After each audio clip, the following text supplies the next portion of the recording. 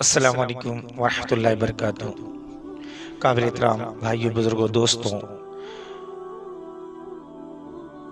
اب تمام لوگوں کا استقبال ہے آج کے درس تعلیم کے اندر۔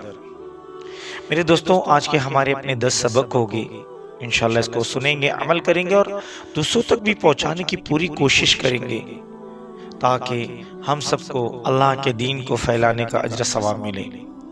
تو شروع کرتے ہیں آج کے 10 سبق۔ اسلامی تاریخ، اللہ نے قلم کو کیوں پیدا کیا؟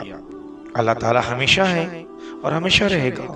ہر چیز کو اللہ تعالیٰ ہی نے پیدا کیا اور ایک دن اسی کے حکم سے ساری کائنات ختم ہو جائے گی اور پھر اسی کے حکم سے سب کو دوبارہ زندہ کیا جائے گا۔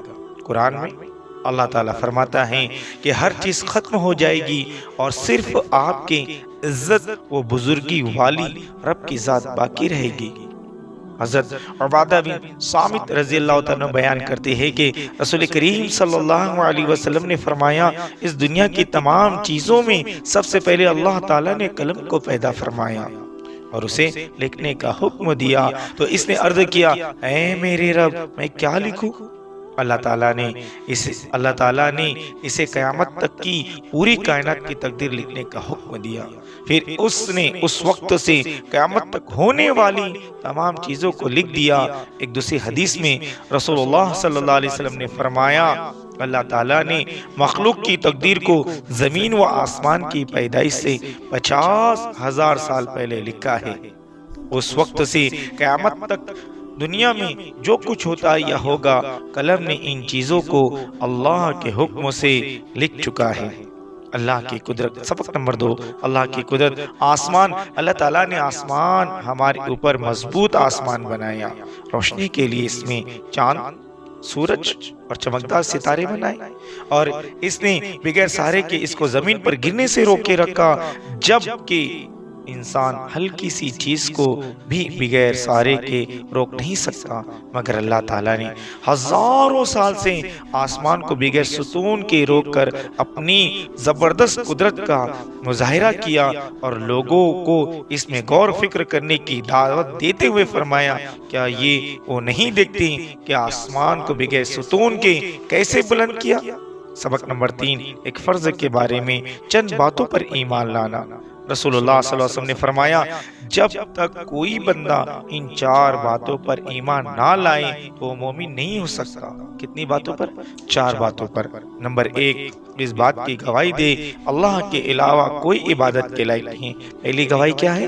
کہ اللہ کے علاوہ کوئی عبادت کے لائق نہیں ہے۔ دوسری گواہی یہ ہے کہ اس کی بھی گواہی دے کہ میں اللہ کا رسول ہوں، اس نے مجھے حق کے ساتھ بھیجا۔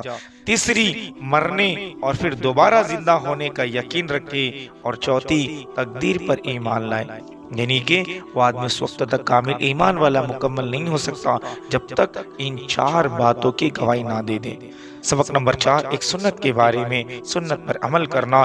حضرت انس رضی اللہ تعالیٰ کہتے ہیں کہ رسول اللہ صلی اللہ علیہ وسلم نے مجھ سے فرمایا، اے میرے بیٹے، اگر تجھ سے یہ ممکن ہو تو صبح سے شام اس طرح کر کہ تیرے دل میں کسی کے لیے کینہ اور کھوٹ نہ ہو، اور تو ایسا ہی کر۔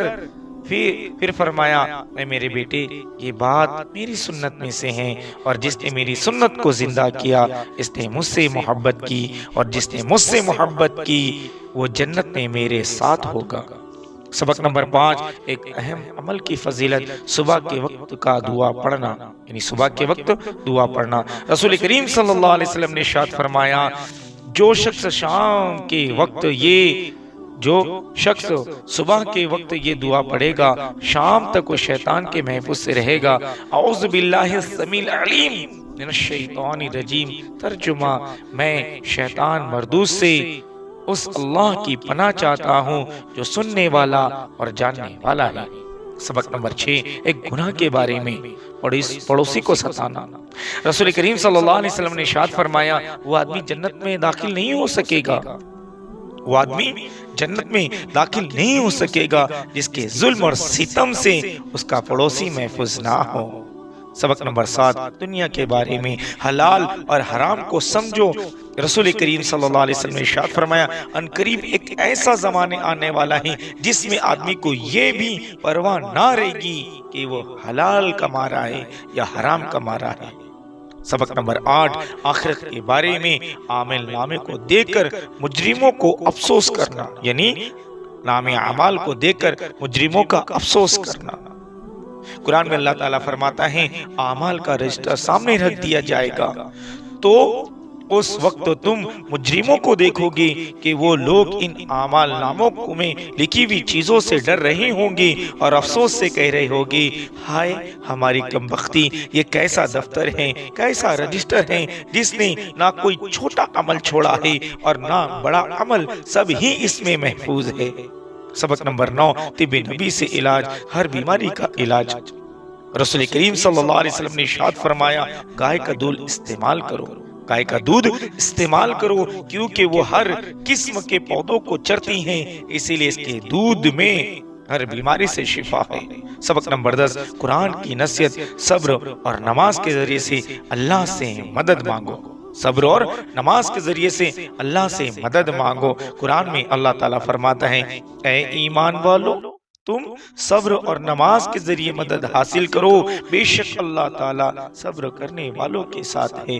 मेरे भाइयों, बुजुर्गों, दोस्तों, ये वो सबक थे जिसको अगर हमने सुना, इस पर अमल करेंगे और अमल कर कर अपनी जिंदगी में लाएंगे, इंशाअल्लाह हमारी जिंदगी दुनिया वाले भी पुरसुकून होगी और मरने के बाद इंशाअल्लाह हमेशा हमेशा की जन्नत मिलेगी। अल्लाह ताला हमें कहने सुनने से ज्यादा अमल की तौफीक अता फरमाए और इसको दूसरों तक भी पहुंचाने की तौफीक अता फरमाए। मेरे बच्चों, मेरे भाइयों, मेरे दोस्तों, मेरे बुजुर्गों, मेरी बहनों, जितने लोगों ने इस बातों को सुना है, अल्लाह वास्ते हमेशा दीन के इल्म को सीखने की कोशिश और फिक्र करें।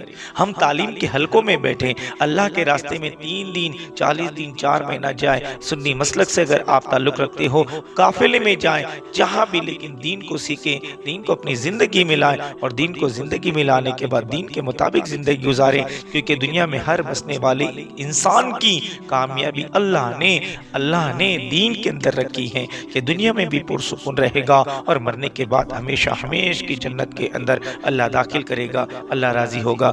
अल्लाह ताला हमें कहने सुनने से ज़्यादा अमल की तौफीक अता फरमाए।